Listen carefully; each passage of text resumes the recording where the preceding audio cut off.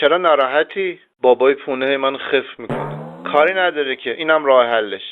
یه آب معدنی خیلی ساده، میخوای یه تکنیک دفاع شخصی بزنی. آب معدنی یا برعکس میکنی، بگی کمر رو ببین تموم شد. دست درد نکنه. چه روز خوبیه. خفت شدی؟ اول جیباتو خالی کن. آب معدنی ندارم که. دیگه تمومه. بریم یه آب معدنی بخریم. بی خودی دست و پا نزن. آقا گوسفندم میخوام بکشن، قبلش یه آب بهش میدن. خیلی خوب. آقا یه آب معدنی لطف میکنین؟ بزرگ یا کوچیک؟ کوچیک.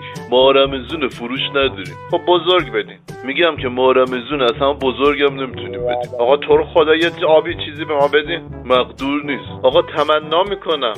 بیا حالا خیلی تشنته لیمو آب بخور. نه آب نه، بطریشو الان احتیاج دارم. مسخره کردیم ما رو.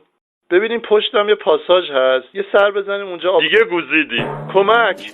آقا کار نکرد. آب معدنیم کجا بود آخه وسط خیابون؟ ببین یه ویدیو هم هست با چراغ مطالعه از خودش دفاع میکنه. چراغ مطالعه آخه کجا بیارم من؟ ریدی پسرم. نه